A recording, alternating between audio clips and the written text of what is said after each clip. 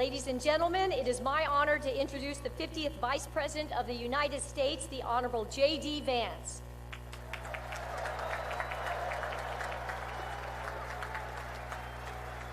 you go, sir. Thank you.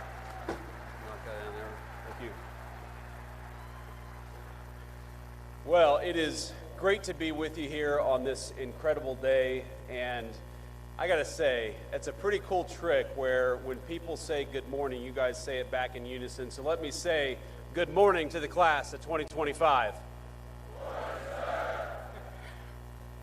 I want to say, first of all, thank you all for having me, and thank you especially to Vice Admiral Davids and Captain Allman for your hospitality. Thank you as well, of course, to Secretary Phelan for that great speech, Admiral Kilby, and General Smith for all that you do for our country. First off, I want to say, both from me and from President Trump, congratulations to the class of 2025.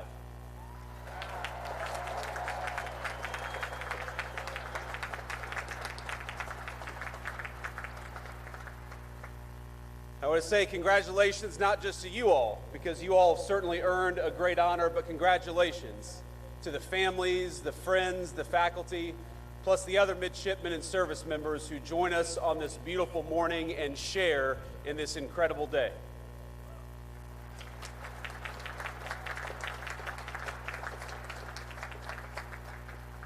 Now, it's always dangerous to give a politician a microphone, but I know that I am one of the very last things standing between you and your commission and your diploma.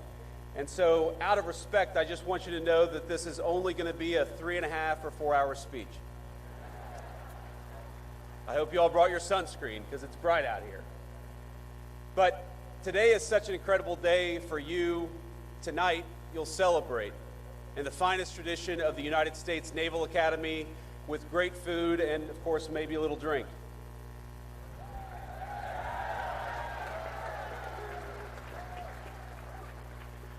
But I hope that as you celebrate, you remember that this is not just your day, as hard as you have worked for it. This day belongs to parents, grandparents, aunts, uncles, teachers, brothers, sisters, and so many others. You, all of you, are the product of an incredible legacy. People who worked hard to give you a good education, food on the table, and a sense of possibility. People who took you to church, to practices, to tutoring sessions, people who prayed for you when you struggled and celebrated with you at moments just like today. Most of you are fortunate enough to have someone here to celebrate with you. Some of you don't. But whether they are here with you or not, the very best piece of advice I can give you is to begin your life in the fleet with a spirit of gratitude. Be thankful for all the people gathered here today and those who aren't, because they made you who you are and they got you to where you are today.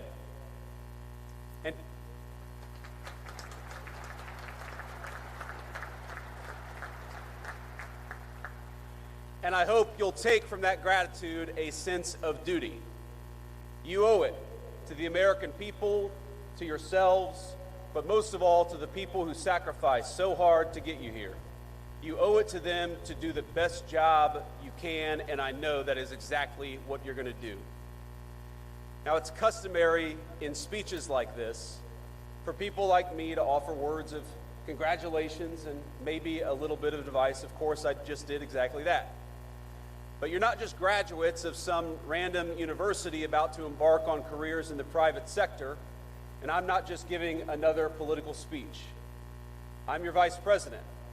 And the minute you walk off this stage with your diploma and your commission, you will be officers in the United States Navy and the United States Marine Corps, and that is an incredible thing.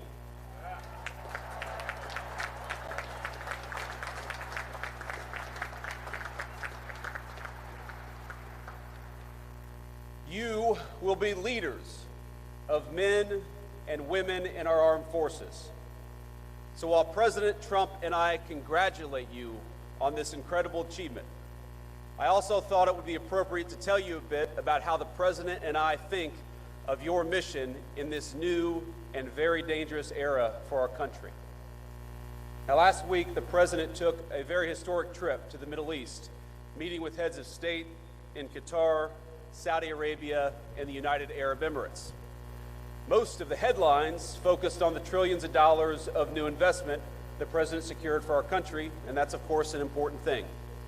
But I actually think the most significant part of that trip is that it signified the end of a decades-long approach in foreign policy that I think was a break from the precedent set by our founding fathers.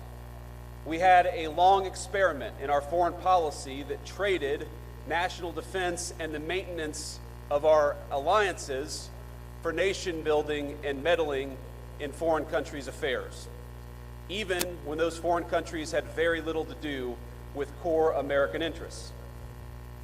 What we're seeing from President Trump is a generational shift in policy with profound implications for the job that each and every one of you will be asked to do. Now, following the collapse of the Soviet Union, our policymakers assumed that American primacy on the world stage was guaranteed. For a brief time, we were a superpower without any peer, nor did we believe any foreign nation could possibly rise to compete with the United States of America. And so our leaders traded hard power for soft power. We stopped making things, everything from cars to computers to the weapons of war, like the ships that guard our waters and the weapons that you will use in the future. Why did we do that? Well, too many of us believed that economic integration would naturally lead to peace by making countries like the People's Republic of China more like the United States. Over time, we were told the world would converge toward a uniform set of bland, secular, universal ideals, regardless of culture or country. And those that didn't want to converge, well, our policymakers would make it their goal to force them by any means necessary. So instead of devoting our energies to responding to the rise of near-peer competitors like China, our leaders pursued what they assumed would be easy jobs for the world's preeminent superpower. How hard could it be to build a few democracies in the Middle East? Well, almost impossibly hard, it turns out, and unbelievably costly. And it wasn't our politicians who bore the consequences of such a profound miscalculation. It was the American people, to the tune of trillions of dollars, but more than anyone, it was borne by the people who were in your shoes just a few short years ago, by our service members and their families. The tens of thousands of warfighters who sacrificed precious time, energy, and in some cases their very lives in the line of duty. They are the ones who bore the costs of past failure. Our leaders abandoned clearly stated strategic goals for lofty, often incoherent abstractions. This is how, for example, we wound up chasing a $230 million pier in Gaza that worked for a grand total of 20 days while injuring over 60 American service members in the construction and maintenance of that pier. Our government took its eye off the ball of great power competition and preparing to take on a peer adversary, and instead, we devoted ourselves to sprawling, amorphous tasks like searching for new terrorists to take out while building up faraway regimes. Now, I want to be clear. The Trump administration has reversed course. No more undefined missions. No more open-ended conflicts. We're returning to a strategy grounded in realism and protecting our core national interests. Now, this doesn't mean that we ignore threats, but it means that we approach them with discipline, and that when we send you to war, we do it with a very specific set of goals in mind. And consider how this played out in just the last major conflict we engaged in with the Houthis over in the Middle East. We went in with a clear diplomatic goal, not to enmesh our service members in a prolonged conflict with a non-state actor, but to secure American freedom of navigation by forcing the Houthis to stop attacking American ships. And that's exactly what we did.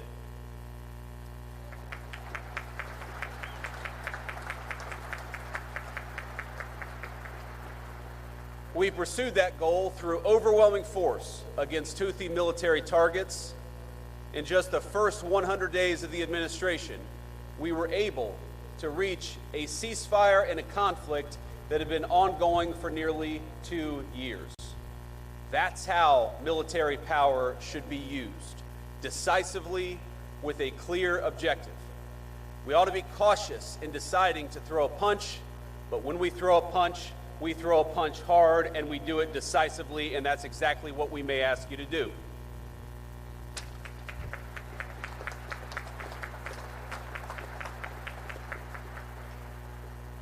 Now, that shift in thinking from ideological crusades to a principled foreign policy will help restore the credibility of American deterrence in 2025 and beyond. With the Trump administration, our adversaries now know when the United States sets a red line, it will be enforced. And when we engage, we do so with purpose, with superior force, with superior weapons, and with the best people anywhere in the world.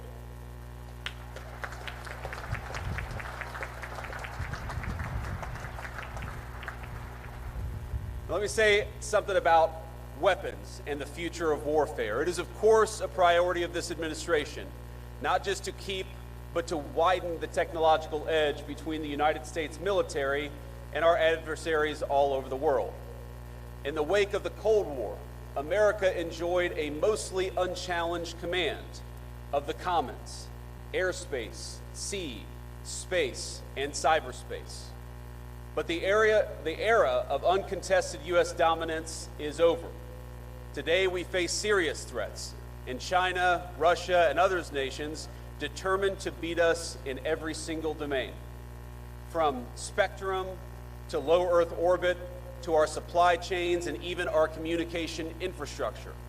Technology has lowered the cost of disruption, and so we must be, all of us, not just smarter. We got to make sure that we send our troops to war, we do it with the right tools. We can no longer assume our engagements will come without cost.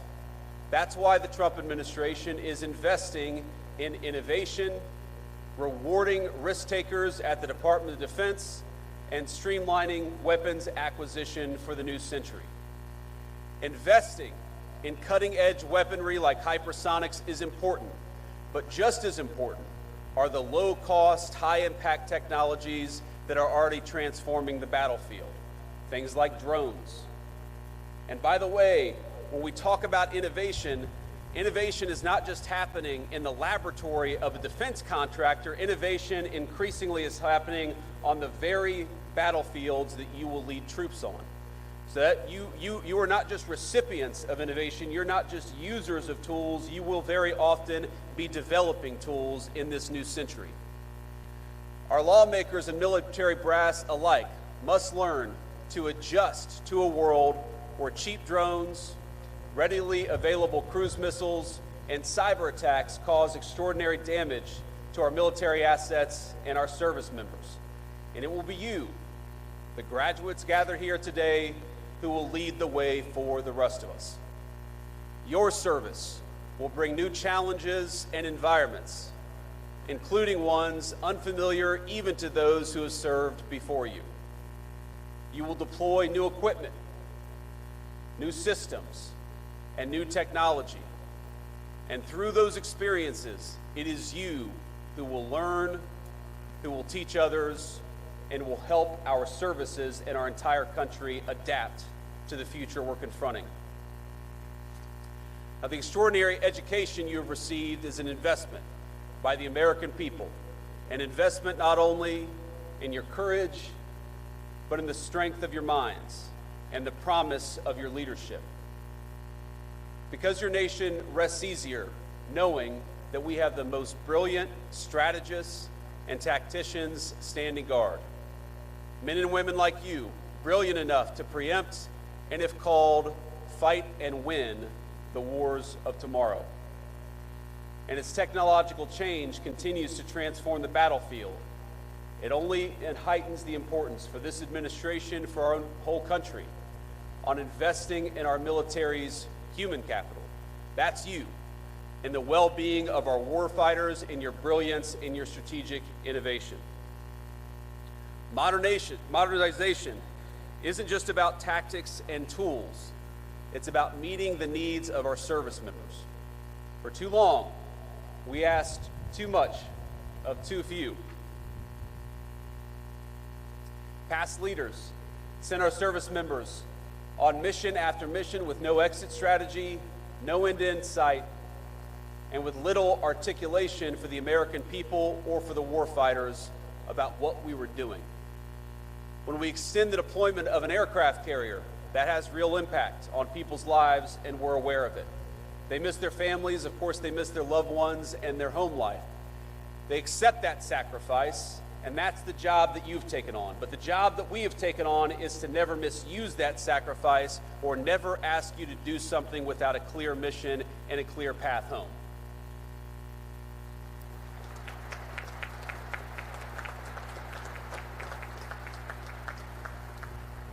The Trump administration recognizes that our most valuable resources, it's you. It's young people who are brave enough to put on the uniform and risk your life for this country. And we promise, I promise, to cultivate that resource, to protect it, and to use it only when the national interest demands. And what makes your new life so unique is that you must take multiple perspectives. You will be junior officers, of course, answerable to commanders, captains, admirals, generals, and people like me. You will have to follow orders, even when you don't want to. And if I can offer one piece of advice from a junior enlisted guy to a bunch of new officers, to say that when you say with all due respect, that is not a get out of jail free card. These guys are laughing back here. I got chewed out more times than I can remember because I assumed that I could say whatever I wanted to so long as I said with all due respect before it. That's not how it works out. You learn that the hard way. But importantly, you are not just following orders. More often than not, you will be giving them. And just as I see you as our most precious resource, so you must see the men and women who call you sir and ma'am as your most sacred charge. You will not just be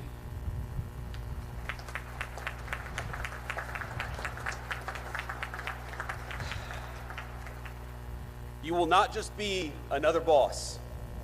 You will counsel them through triumph and tragedy. You will learn that there is no clear line between personal and professional for officers in the Navy and Marine Corps. But I encourage you to see them not just as people who must follow your orders, but as leaders in their own right with incredible wisdom and incredible potential. Now, this is shocking to think about, but there are senior enlisted people who started their careers in the Navy or the Marine Corps before you were born, who will call you sir and ma'am and follow your orders. Think about what an incredible honor that is. And think about what an incredible opportunity it is, not just to lead these men and women, but also to learn from these men and women. And that is the task before you.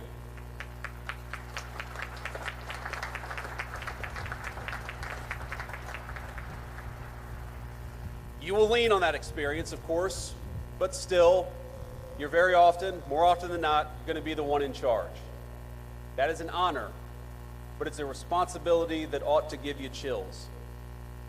You've made it now through one of the most demanding institutions in the entire world. You have earned your commissions, and you've stepped forward to serve at a moment when your country needs you now more than ever. But you're stepping into gigantic shoes, and it's worth taking stock of that as you prepare to receive your commission. Those of us who've served know that graduates of the Naval Academy, they have a certain energy, a certain aura, a certain respect when they're out there in the fleet. Let me just give you an example. Today is your day, of course, and you should celebrate. But in 3 days, the President and I will lead the most solemn occasion in our nation, Memorial Day at Arlington Cemetery. You'll learn, as I have, that when people say things like, Happy Memorial Day, you appreciate the sentiment behind it, but you know that it's wrong.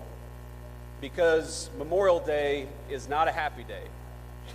And Memorial Day is not for those who served and came home. It is for those who served and didn't. Every Memorial Day, I think about a graduate of this institution, Major Megan McClung. She was an officer I served with. She was bright, tough, and incredibly dedicated to her job. She arrived in Iraq not long after me and was killed in action not long after that. She loved this institution. And like so many that came before her, she built on its legacy in the way that she served her country. Now, there are so many stories of great service in this institution. I look at these signs on this stadium, Belleau Wood, Midway, Guadalcanal. These are battles I read about in history books or learned about when I was a United States Marine. If you just try to read a list of the people who served after graduating from this institution, the list is almost so long you can't get through it. Senior leaders, commandants in the Marine Corps, chiefs of naval operations, astronauts, great business leaders, and even a few lowly politicians have graduated from the United States Naval Academy. Their service is an incredible legacy that they have passed on to you. And you are the bridge that connects the incredible heritage of this institution to the future duties and responsibilities your country needs you to perform. That's an incredible honor, but it's also an incredible responsibility, and I hope you take it seriously. People will look at you as graduates of the Naval Academy in a different way than they look at most of the people that you will meet every single day. They will look at you that way, yes, because you've worked hard, and yes, because you deserve this day, but they will also look at you differently because you stand on the shoulders of giants. And 20, 30, or 40 years from now, there are people who are going to be standing on your shoulders. So please remember that. Please take it seriously, and please recognize that you become part of a brotherhood and sisterhood that will enable you to do great things, that will support you as you do them, but will ask you to give back as you should in return. You are the inheritors of a national tradition dating back 250 years. It began with John Paul Jones, and the founders of this country asked the United States Navy to take on the most powerful Navy on earth, and we won. Our first patriots knew the stakes. They did not seek out war. They did everything they could to advocate and petition for their own liberties. But when the time came, they raised a military, they raised a Navy, and they fought like hell. Their examples lives on in all of you. In their courage, we see the roots of your calling to be strong but not reckless, to seek peace but never at the expense of liberty, to hold firm to your convictions even when the cost is high. Now, I want to say to all of you, I've been vice president for all of about 120 days. And this summer, I will celebrate my 41st birthday. But I have never, in those 41 years, been so proud as I am today, to honor you, to celebrate you, and to congratulate you on a job well done.